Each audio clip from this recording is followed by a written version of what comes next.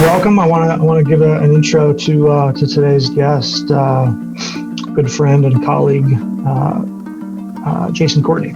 He's I'm not even sure exactly what your title is, Managing Director. Why don't you say that part? Tell our esteemed audience what your title is and what you do. Yeah. Thanks for having me. Appreciate it. This is exciting. I have the pleasure of leading Fenix Strategic Design. Cool. And my title that I have is Managing Director. But with us, obviously being a small team, we wear a lot of different hats on. So a lot of different hats, and everything from managing the team to new business, assisting in new business, graphic design, presentations, copy. I kind of have to wear a lot of different hats. I obviously have team members that satisfy and fulfill a lot of those roles. But remind me again how big the team is.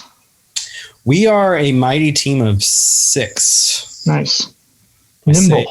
With some confidence. Yeah, I think we're in a transitionary period because I've only been with the Fenix team now for a year. And so anytime you bring on someone who's new to lead, there's going to be some changes as a result of that because the vision changes. I kind of sold on to Bernstein and Rain, which we'll talk a little bit about that relationship later, but sold on to Bernstein and Rain a little bit of my vision. And it was a little bit different than what they had been doing. Not terribly different, but enough that, there's going to be some changes along the way. So we're a small team. I hope to grow us to about a 12-man team, and kind of stay in that size. So we always will feel small. Right now we're super small. But that's a good size. I mean, 12 is a good number. Once you get past 15, 20, that becomes a different size. Different management structures. It definitely changes the dynamic. For sure. Especially for a creative organization, one that's idea driven and doing the kind of work that you guys are doing. Tell me about Bernstein Rain. I mean, I'm sure most of the people in Kansas City know about Bernstein Rain. It's a big brand, great agency, a lot of history. What does that situation look like? Yeah. So, when I say that we're 6, that's 6 people who are completely devoted to working for Fenix. But the reality is, we're a division within Bernstein and Rain, and it's kind of a nice, sweet deal for us in particular because it's kind of a one-way street, or at least we get control of the flow. I wouldn't say it's a one-way street. There's opportunities where we get to work with BR on BR projects, but we get to control that. We get to control when they use our team members and all those things. And they can control, I guess, who we use on their end, but it's a lot easier for us to tap into them than it is for us to go to them. So while we are a 6-man team, we have the power of the agency behind us. We have their social team. We have their analytic team. We have their thought leadership. We have their account leadership. And then you think about Bernstein and Rain as well. While they are an agency, they also have these other things that are like Fenix, but their own little space. They have this thing called Boom, which is like this kind of crowdsourced creative output. That if we need to bring on some contract freelancers for a season, we have their access, their whole source of people that we can tap into, so we can build up quickly from that standpoint. But then they also have this company called Unbound, which is kind of the opposite of where we are, where we have a lot of makers and doers and creative people come up with the ideas. Unbound comes up with the ideas as well, but it's from more of an account planning perspective. They don't have any creative on hand, and so they utilize again some of the Boom source of people. So they go out and find some of their own, and they bring in some freelance creatives to help maintain those accounts. So BR, is the big agency that has a lot of the more traditional AR type of accounts. They are going through a transition period where they're kind of trying to, their undeniable why, or their kind of differentiator that they claim to is thinking in a different way and inventing a different way. So they're kind of applying that in how they operate as a brand, as we recognize that ARs are starting to go away. A lot of companies are starting to take on in-house creative themselves. So how can we then be partners in those environments? So they're starting to shift that a little bit too. So it is, the relationship is wonderful for us. And I think it's wonderful for them as well, because we are very design focused. That is our primary focus. And while Bernstein Rain has those capabilities as well, they are more of your traditional advertising partner. So we get a benefit from each other from that standpoint.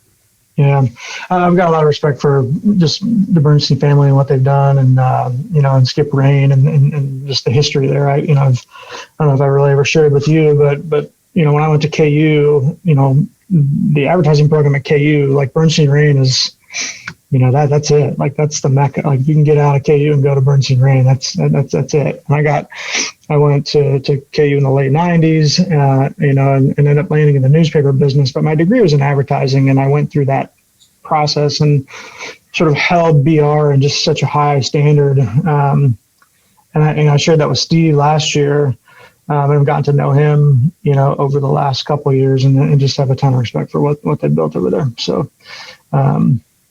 so segueing into, you mentioned that you guys are a strategic design firm. This is a sort of a broad question, but I'm curious how you would define the word design. Yeah. Well, wow. That is a big one. Question, and I could really talk for hours alone just on what that one little word means or doesn't mean as well. It's such as like ubiquitous term, but it's also really ambiguous as well. So I'll do my best to not consume the entire time just to talk about that. But design is a thing. It is a thing. Design is also a process.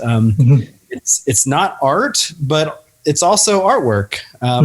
So it's this weird space to live in. And so not to really derail the conversation or nerd out on these nuances. No, that's the point, man. I want to hear it. Well, okay, I am a nerd, and I may not, from the one font Helvetica PowerPoint presentations you've seen from me, I dig design. I just am not good at it myself. Sure.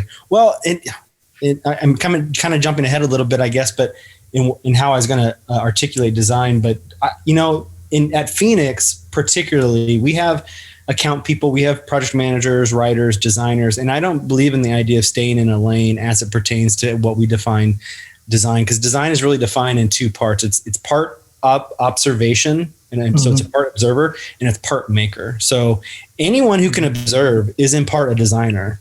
It then gets to the technical side of those who make is the second part of it. But you don't have to be both of those to be really a design thinker or to live in the design space. So the best way I think I can describe design, it's a creative process. And it has to be powered by insights, powered by meaning. It can't just be something that's just made up from nothing. Building a connection between two entities. That's to me how I define design. So if I really break that statement down further, as I mentioned, design is composed of those two parts, observation and making. And first you have to observe the challenges, the opportunities that are presented to the end user, the brands, the products, the industry, the technology used to create that we have at our disposal, the channels of the communication, all those things that we have to observe, and we have to keep track of those things. And anyone can do those things. We're expecting our clients to be thinking that way. I'm expecting my account people to be thinking that way. I'm expecting the writers and everyone to be thinking in that space. Because we all have that freedom and that ability to do so. And then through observation, we find ways to make meaningful connections for the brand to make with their end users. And just to take a quick break, a lot of people would say target audience or customer. I'm kind of intentionally using the word end user because I believe that while they have kind of the same meaning or the same purpose in using those words, the nuance that one implies is an end user is active, they're engaged, they're an engaged person interacting with something. Whereas the latter, the target audience is someone who is a group of people in a moment just watching. Receiving communication, but a user's like interacting. We want more from them than just observing. We'll do the observing, but our end users, the people who we're serving, we want them to do more than observing. Yeah, no, that makes perfect sense. So kind of a random question, but what were your like who are your design influences? I mean, people, brands, what got you into this? As a designer, you have to constantly be thinking about what are other people doing and how are you being inspired by them and all those things. You have to think about those things. And I think, I could spend hours on Dribble feed. For those that don't know what Dribble feed I love Dribble. Yeah.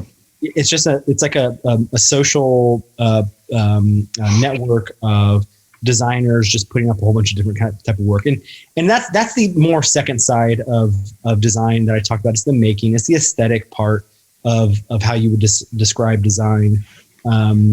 It's the part where you get to look at all these awesome, witty, engaging, beautiful, I'll call them tactical snapshots of design pieces that people post. And so when I go on there's brands like DKNG, and I don't even know where they're at. Honestly, I don't even know who is composed of DKNG, but their work is a little bit more artful than design thinking. So I really appreciate that aspect of it. But then there's like the design thinking brands like Envision, who it creates a product that designers use to help prototype and sell in ideas and allow clients to kind of see how things actually feel and work before they go live. They actually are great at creating content that talks about design processes and strategic ways to improve that output and how we sell ideas. They produce a lot of great content, so it's great to follow from that standpoint. But then you also have like designers like Aaron Drappel, who are always a joy to follow. You should get a little bit of his personality, this kind of tough guy personality. But I'm a sucker for solving problems in the most simple and familiar way, which I think he does well. What was the person's name? Aaron Drappel.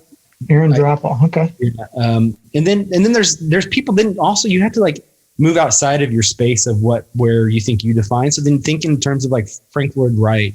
He had the idea of like form meets function, which is obviously created for architectural and furniture design, which is the space that he lived in, but is super relevant for my design. So it's like thinking through like how his philosophy of kind of like engaging his designs into nature and how those two kind of worlds collide and how they should function together. That type of learning and thinking is applicable to my space. But then you also have like those people, like there's the industrial designer, what is his name? Dieter Rams, I think. He said something to the space of like good design is as little design as possible. So it's this idea of like minimalism, less but better.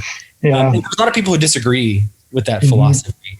And I think those people who disagree with that philosophy are probably artists at heart, or they're marketers at heart, who really want to create something that stand out, differentiate and disrupt, which those are not bad things. The brand should stand out, should differentiate and disrupt, but it should not be the design of something that draws your attention that disrupts. It should be the product or the service or the solutions that gets the credit.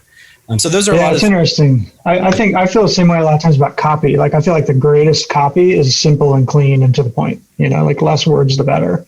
Right. Not always true, but in most cases, you take a 10-word sentence and drop it down to 6 or 5 words. Talking about copy. I mean, you guys have a great copywriter.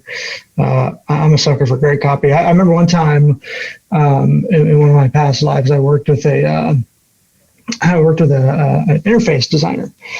This person was just adamant that they were not a copywriter. It's like, look, I'm not a copywriter. I was like, well, then you're not an interface designer because copy is part of interface design. At least that's how I see it. But I mean, talking about copy and how you guys fit that in.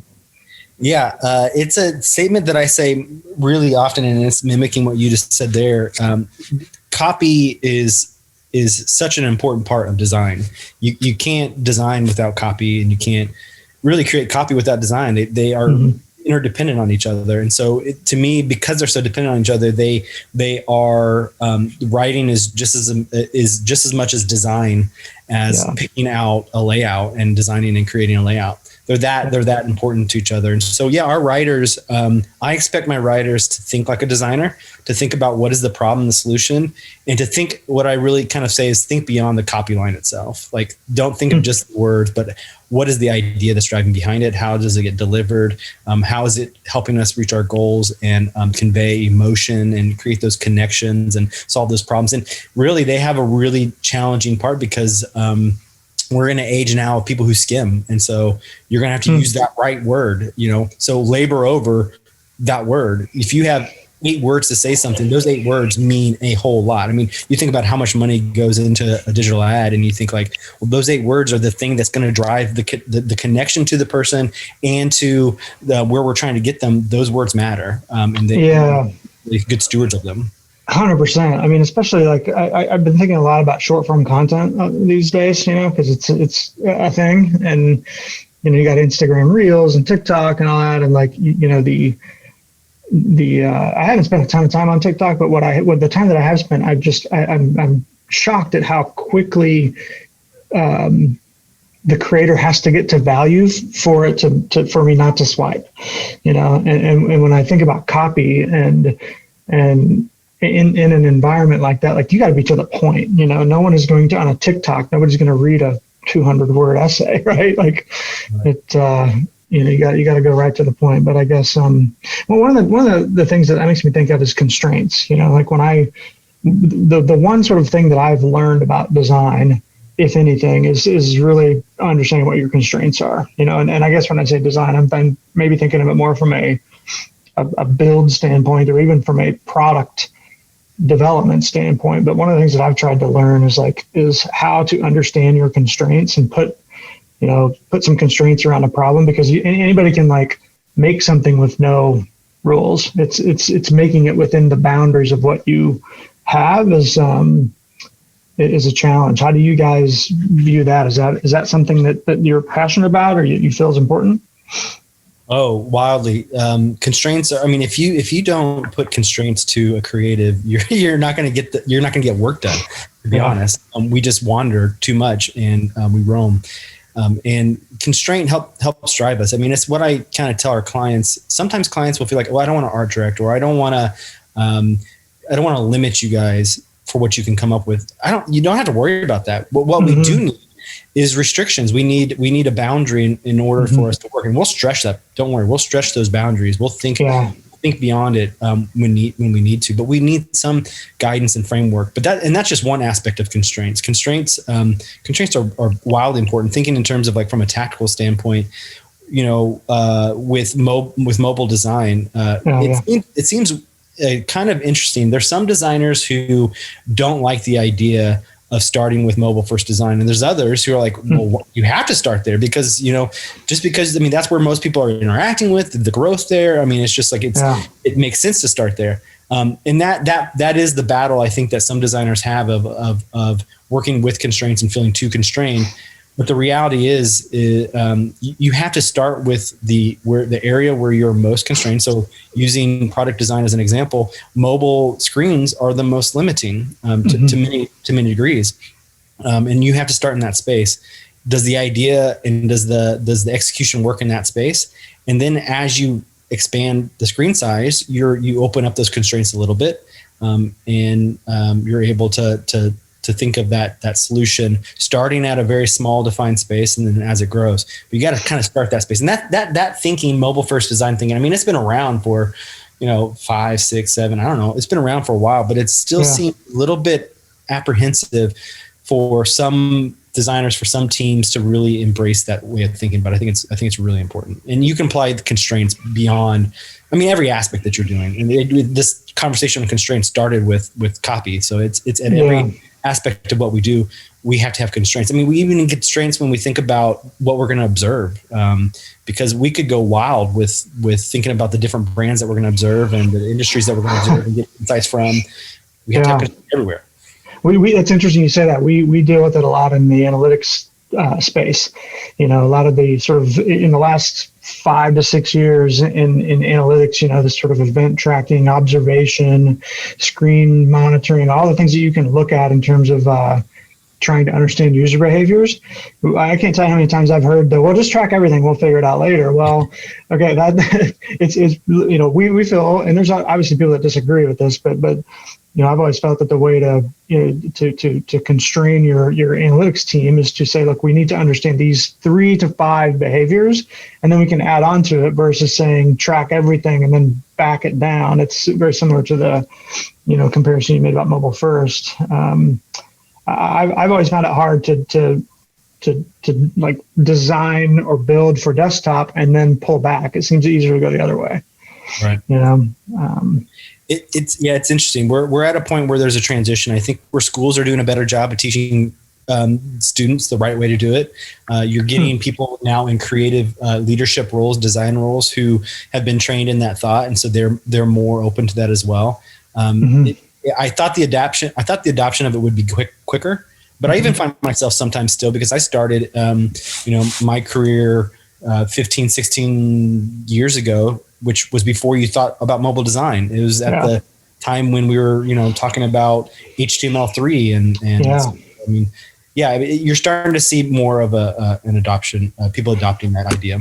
It's interesting. Like you say, 15 years ago, people were talking about mobile first, but even like if you go back 20 years ago, I can remember when agencies had digital teams, right? Like you've got your normal marketing team, and then you have a digital team. And like I think we're past that, but at least we're getting to a point where everything has some element of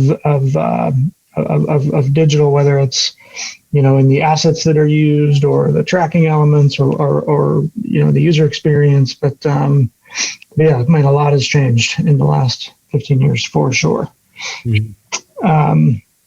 Okay, art versus science. Marketing is both. How do you balance that with a client? How do you live in the middle there? Between the art, the left brain, the right brain, art and science. Well, it used to be drinking. Drinking gave me the patience, encourage the wacky ideas, and the ability to live in that chaos. I kid, but I don't kid. I don't have that luxury anymore. I don't do that anymore. But I realized I needed to focus on some health. So I think that's a really good question, and I guess the best way I can answer that is we have to know what we're good at and where we need to bring in support. So, for example, we'll never know more about. So, one of our clients that we actually collectively work on together is Moonlight, and we'll never know as much as our clients do in the bedding industry. They have years and years and years and decades of experience living in that space, and we'll never just like in a snap of a finger and within a year's time of the relationship have that type of knowledge. So we have to partner with them to help build the ideas. We have to lean on them and their expert knowledge that they have. We need to challenge them in it still, but we need to partner with them. And then it's the same thing with like, we'll never be the complete experts in digital strategies. And that's why we partner with you. We have to be great. What we have to do is we have to be great at collaborating. And that's going to be maybe a theme that you'll hear me say throughout this conversation is collaboration is a really, really important part that we believe is wildly connected to the success that we'll see. And we have to be like, the way I look at it is we have to be the wall to bounce the ideas off of. We have to be the ball that bounces the idea off of it, or that is bouncing off of it. And we have to be the hand that throws the ball against that. We have to be all three of those things, and we need to be one of those things. And we need to be able to quickly adapt wherever the client need or the opportunity arises. We have to be able to adapt and recognize we can't do it all. We aren't experts at all. We have to bring on the people to be able to help us along that. So it's important to find partners who like to collaborate. It's important to find partners who know what they're great at, who are also open to saying, we're not going to define lanes. Yes, this is the expertise that we bring, but you guys are going to have ideas that like inspire us and that make us think about design in ways that we never thought about. It's going to make us, when we talk with Answer Media, you guys are really passionate about process, and it's like design is a process that's really important too. So it gets us excited about it, and so we think through the process and ways to improve what we're executing on. So it's super important for us to the marketing part, art and science. How do you find the balance? It's all about who do you collaborate with, and how good are you at being a good partner in that. Yeah, I couldn't agree more. I'm glad you said that. I mean, I think it kind of dovetails into the next question, is this concept of, not even really a question, but this concept of designing for growth. I mean, I feel about the word growth like you do about design. It's such a it's been, I don't know if bastardized is the right term, but this, there's all these, in the last 5 or 6 years, the term growth has been, especially in Silicon Valley, kind of replaced marketing. You got all these growth hackers and growth marketers and people that are, chief growth officers. And while I get it, designing an organization to do that kind of work is tricky because it's cross-functional. It's not, it used to be where you have, you have your lanes, but now, you can't build, I mean, this is maybe a bad example, but you can't run an ad campaign, without, you got to have great copy, you got to have a great creative, whatever the channel is, whether it's search, social, display, video, whatever, you got to have somewhere to send the person, the landing page. There's a user experience behind it, which is inevitably technical. There's code and then you have a product owner and an analytics person. Like, to think that can get executed linearly is tricky. So how do you build a design team? And I think we've done a great job of this, collaborating on this, is like putting Moonlight in a position to do growth marketing, but do it quickly. You guys have put us in a really good position to execute on the creative needs. But in the old days, this kind of stuff would take, be like, okay, well, great idea, we'll try that next year, right? And that doesn't work anymore, Yeah, no, those days are gone. I mean, I remember when I first started, you'd be assigned with a certain project for, some type of marketing effort, tactic or campaign or whatever, and you would, or a brand identity, and you would leave for like a month from that first interaction with the client. You'd come back with like 3 or 4 ideas that are completely fleshed out. You have a big presentation, and then once the client says yes to that, then you go and spend months and months and months building it. Those days are gone. Yeah. Which is now the power of if you don't have a system and a plan in place to how to ideate quickly and execute against those ideas, to discover quickly, to ideate quickly, and send out there in the world quickly, you're going to be behind the eight ball. I mean, the great cultural example is when Oreo cookie did their quick post whenever the lights went out at Super Bowl. If they didn't have their design system in place to be able to move quickly, they would have never had that great content that was created there, that was shared so much and was so loved. Designing for growth, while it is a hot buzz word, there's a lot of truth to it, and brands need to start understanding what does growth mean to them and how they can do it in this market that's moving really, really, really, really fast. And some of the things that we've done together is, you got to know who the people are that are needed to execute it. So the people are a really important part. How do those people contribute? What are their roles and responsibility in that? You have to, know the knowledge and where is that coming from, and how much data do you have that you can start to work with? And then you need the tools to create and observe and be able to work in a way that's collaborative and iterative and fast. That's really, really important. I'm glad you used the word system. Like, what's your, this is another sort of probably broadly debated word, but like, what's your take on the design system? Like, what exactly do you think of when you hear the word design system? Yeah, we're in this. And does a brand need one? Like, does every brand need one? Yeah, to answer that question, I think yes. Now, to what scale? That's the difference part. But and then how do you want to define system? That may be a little bit different too, because in the design world, we're in this weird space where the word means 2 different things, and so there has to be some clarification when we approach that project. But for designers, when I talk to my designers who are at a very tactical level in their role, they hear design system and they think, okay, what is the color, the typography? They think of the things that they use, like the toolkit they use. to maintain the brand. But then if you talk about design system at a bigger level with those who are more at the higher level strategic conversation, design system, you're opening up that conversation about what are the tools that you're using to execute, what are the sources for where the data is flowing in. You're talking about the people who are all, as I kind of outlined, the people who are involved in each phase of this, when and where they becoming involved in that process. So there's the design system is bigger than just these little kits and these parts. It's really talking about how you function as a team to execute both your marketing ideas and your business ideas. So would you put one of the things that we've I guess over the years have iterated on is the handoff between a designer developer, right? That's a tricky one. And I feel like that process has gotten, like the line has blurred and the more collaborative that process is, there really is no handoff, how do you, how does your guys' organization, I'm asking because I know a little bit because I've seen it in action, but I'm curious just for the audience, when you're building either, a site or a creative, how does that designer build or handoff go? Yeah, I think first off, you have to find the right tool.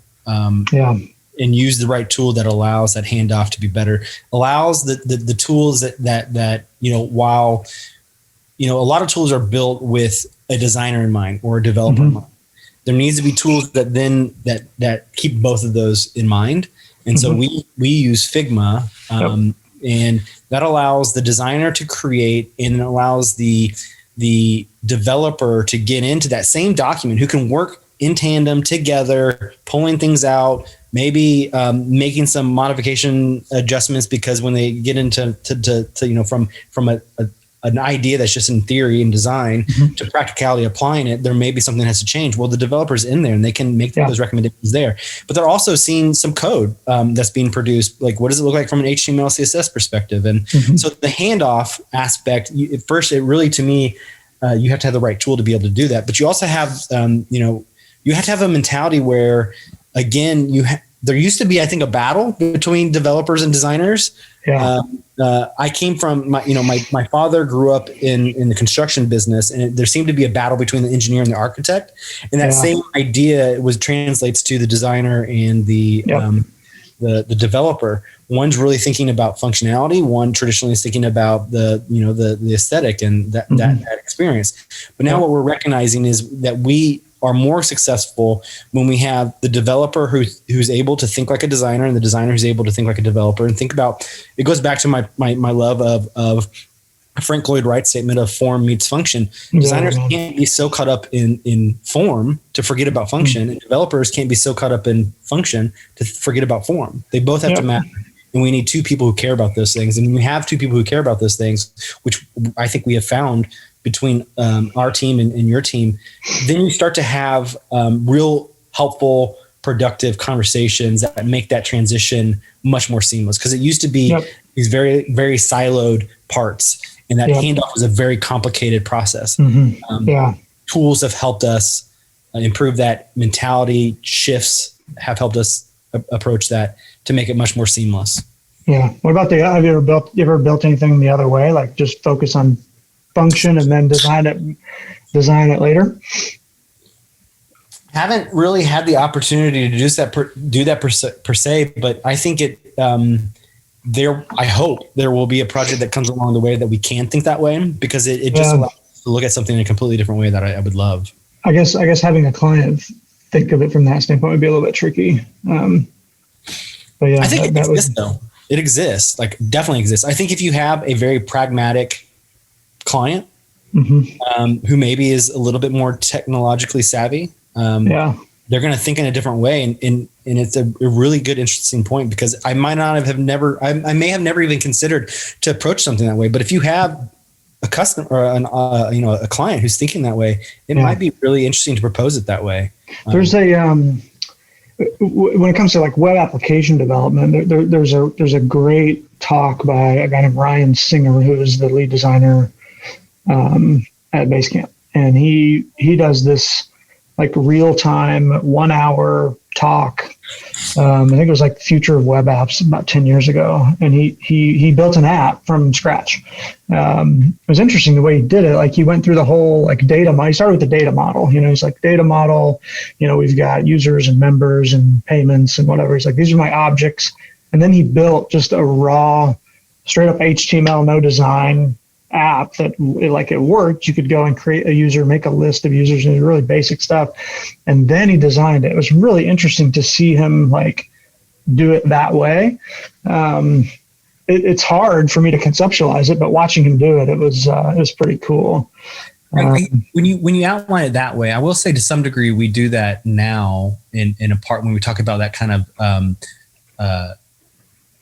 our design for growth model. In that it's a little bit different because like a lot of like the design might have already kind of been created before, like when you think of like the brand identity and some of those things. But when you get to when you get to a tactical execution and you're really focused on some type of functioning thing like a website or an app, yeah, you do start at a very functional standpoint. I mean, whether that's an organizational schema or wireframing, you're proving the concept from a foundational, structural engineering type of perspective works. So from that standpoint, yes, we do that, and I do recommend that. And you think at it from a bare bones perspective, because once you start skinning and putting those things, that adds personality, that adds emotions, and makes it more attractive. But you got to like figure out first, like, how does this going to function? And so that is part of the process for sure. But I guess when I was first looking at that question, I was removing the idea of like doing any additional work that's like building the brand from a visual identity. Yeah, no, that makes sense. Yeah,